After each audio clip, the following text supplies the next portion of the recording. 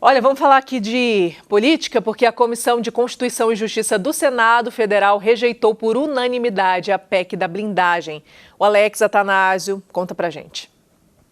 Depois de ser aprovada por uma maioria esmagadora de 353 votos na Câmara Federal, depois que vários deputados se arrependeram e pediram desculpas pela votação e depois que manifestantes foram às ruas, coube ao Senado sepultar a chamada PEC da blindagem.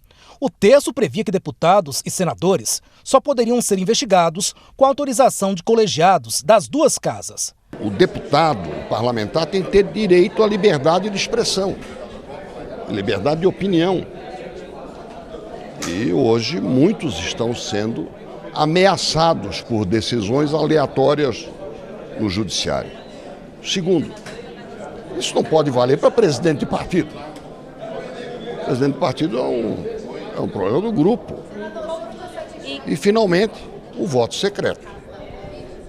Isso Estão ressuscitando um instituto que já foi erradicado.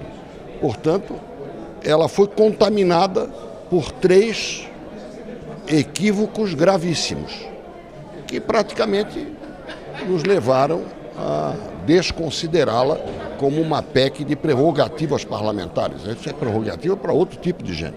Toda PEC se adjetiva, mas eu nunca vi tantos adjetivos negativos como essa PEC, vários adjetivos. Para você ver como é que reagiu a sociedade. Antes de qualquer movimento de domingo, nós quarta-feira já tínhamos nos prevenido. Após a repercussão negativa com a aprovação da PEC, o senador goiano Jorge Cajuru deu uma bronca na Câmara. É bom lembrar, para quem não tem memória, que Lula, quando aqui chegou como deputado federal, ele prestou uma declaração com repercussão estrondosa em todo o Brasil. Ele disse que aqui dos 513 deputados, tinham 350 picaretas. E qual foi o placar da Câmara? 344. Portanto, o Lula errou por 6. Lá na Câmara, 344 querem a PEC da blindagem. Depois que a Comissão de Constituição, Justiça e Redação disse não à PEC da blindagem, o presidente do Senado, Davi Alcolumbre, resolveu sepultar de vez a ideia e arquivou o texto.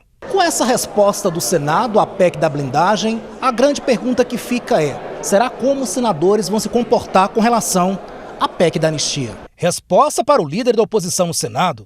Veja, eu acho que a mesma indignação que move a população, que não quer que ninguém esteja acima da lei, que aliás eu concordo absolutamente, porque ninguém pode estar acima da lei, né? Nem parlamentares, nem juízes, nem membros do Executivo, né? A gente tem que se preocupar, por exemplo, com a DPF que está hoje tramitando dentro do Supremo Tribunal Federal, que quer refazer o rito de impeachment ou de impedimento de ministro do Supremo Tribunal Federal. Né? Não se pode blindar ninguém pode estar acima da lei. Né? A questão da anistia, nós somos um país que tem, eu acredito que mais de 40 anistias ao longo de sua história. Aqueles que hoje são contra a anistia são os que foram beneficiados por ela. Me parece um paradoxo, um contrassenso, uma hipocrisia. São contextos muito menos gravosos. Alguns foram, os que foram perdoados pela anistia anterior, foram por crimes muito mais sérios, assaltos a bancos, violência física, né? Não é o caso dos atuais que estão sendo imputados pelos problemas oriundos de 8 de janeiro. Bom, pelo visto parece que a PEC da blindagem não vai querer mais passar nem na calçada do Senado. Pois é, e essa foi a notícia então de ontem, né? Na realidade já era esperado, né, que essa PEC da blindagem, chamada PEC da blindagem, fosse enterrada lá no Senado. Porque realmente foi, como eu até falei semana passada, um tiro no pé, né, que os deputados deram. Verdade, Mariana. Mariana, você me permite só fazer rapidamente um comentário daquela matéria anterior? Vamos sim, claro. Queria aqui elogiar mais uma vez, Mariana, a excelência do trabalho das nossas forças de segurança, Polícia Militar, Polícia Civil, Polícia Técnico-Científica, Polícia Penal e Corpo de Bombeiros. O nosso estado, sempre bom lembrar, Mariana, que é o estado mais seguro do Brasil, e aí o camarada que aprontou contra essas mulheres está preso. está preso e ficará por lá muito tempo.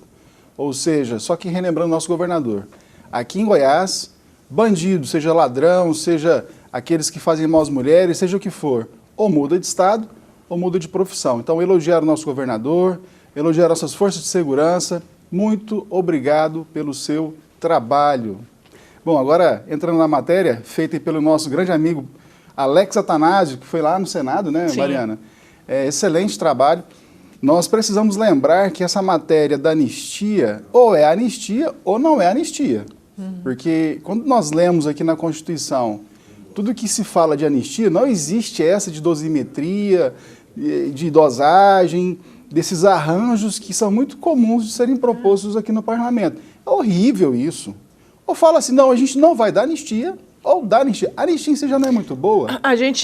Essa questão da PEC da anistia, a gente vai trazer daqui a pouquinho. Esse que a gente viu aqui agora foi da PEC da blindagem. Sim, é sim. claro que uma tem relação com a outra, né? Claro. Porque foi uma troca, né? Sim, sim. Mas essa questão da PEC da blindagem foi enterrada lá, né? Sim, porque, veja, quando nós falamos sobre essa questão da relação entre a anistia e a PEC da blindagem, o que nós tínhamos até então? Um acordo do centro com a direita de fazer a aprovação da anistia e a aprovação da blindagem. Sim. Como a PEC da blindagem estava já aprovada no primeiro momento e com a garantia de que seria passada a anistia no segundo momento, na medida em que na anistia se recua, a blindagem também recuou.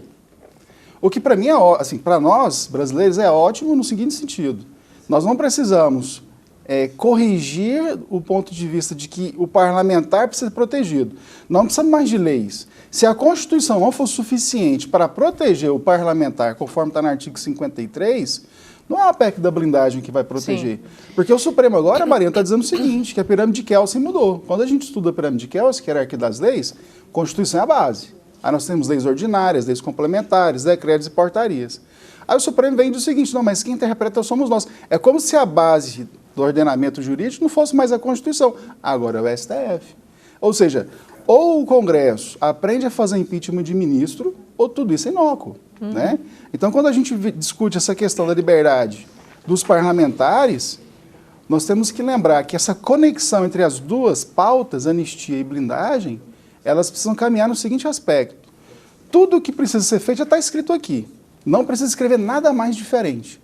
Nós não precisamos blindar parlamentares, desde que o Supremo se atenha às suas limitações. Sim. O problema, como a gente sempre comenta, né, eu falo isso muito com o professor Márcio nos bastidores, é que nessa disformia do STF de ultrapassar em muito as suas prerrogativas, colocando tornozeleiro em senador como Marcos Duval, tirando salários, tirando verbas de gabinete, é um senador, gente, é um senador no exercício do mandato, a gente nunca viu isso na história. O pessoal fala muito do governo militar, Mariana. O governo militar, me permita aqui uma observação, os militares, assim, durante o governo, que você tinha uma guerra fria, que você tinha toda uma necessidade de segurança, viraram crianças, assim, moças perto do que o Supremo está fazendo hoje. Nós temos pai proibido de falar com o filho. Eu nunca vi no governo militar falar assim, olha, você filho não pode falar com o seu pai, caso do Eduardo com o Bolsonaro, com o próprio pai. Assim, retirar, por exemplo, redes sociais da criança menor de idade por causa do pai. Tirar o auxílio, né, que é o Bolsa Família de uma mulher porque o filho está preso. Então, assim, absurdos que isso acontece. Então, quando a gente dialoga, né, Mariana, e o seu apontamento foi muito importante, há uma intrínseca conexão entre essa questão da anistia e da blindagem. O bom é que nós tenhamos, na verdade, a anulação do processo. A anistia já é algo assim, secundário, já é um arranjo para ajudar, porque a anistia vai proteger o Xandão. O certo seria impeachment de ministro, punições que cometeram absurdos, soltar todas essas pessoas que foram presas porque os processos não obedeceram o devido processo, o devido rito do Código de Processo Penal e indenizar essas vítimas. Então, assim, isso sirva de exemplo para que isso não aconteça novamente. Okay. Professor Márcio Manuel, você queria comentar aquela questão da matéria do serial killer, né? Mariana, se você me permite, eu quero deixar claro que tanto o Tiago Henrique, o chamado maníaco de Goiânia, quanto esse Rildo Soares, o mais engraçado é que esses dois canalhas, covardes, eles só atacam mulheres. Já notaram isso? Eles não têm um crime contra homem, é só contra mulheres. Então esse papo de ouvir voz, esse papo de ritual satânico e não sei o quê, isso é embuste, isso é mentira de canalhas, de vermes covardes que só atacam mulheres. Homens, eles não atacam. Outro detalhe é dizer que o estado mais seguro do Brasil é Santa Catarina e Goiás é o 6º, ok? E não o primeiro, mas eu quero parabenizar as investigações que chegaram a esse canalha, o Rildo, que deverá ser preso e, usando o termo que você falou, deverá apodrecer na cadeia. Bom, sim. Primeiro eu quero deixar claro que impeachment de ministro do Supremo não é do Congresso, é só do Senado. Outro detalhe, o nobre colega aqui, o doutor Marajá, ele, doutor em geografia na área, que eu sou professor, ele falou da questão de filho falar com o pai. Só que ambos estão no mesmo processo, por isso respondendo o mesmo processo, por isso que não pode falar. Agora, ninguém fala de impor uma lei Magnitsky à esposa do ministro do Supremo Tribunal Federal, Alexandre de Moraes. Uma situação escabrosa e também não é citado. Outro ponto, o que eu noto, o que eu sinto, que parece que a Câmara dos Deputados são amadores e o Senado são profissionais. O que parece, não disse que é, que a Câmara dos Deputados são irresponsáveis e o Senado é responsável. Por quê? Na realidade, eles viram a repercussão negativa do negócio também, né? Se eles não fizessem isso, ia ficar feio para eles. Agora, né? Eu só espero que você, eleitor, não se esqueça de quem votou a favor dessa PEC, proposta de emenda constitucional, que foi votada. Espero que você não se esqueça de quem votou a favor disso aí, desse descalabro. Isso nada mais é do que aquele deputado federal do Acre, Ideobrando Pascoal, que ele usava motosserra para decepar pessoas, pessoas que pegam carro bêbado e matam pessoas, pessoas que estupram, pessoas que envolvem tráfico de drogas.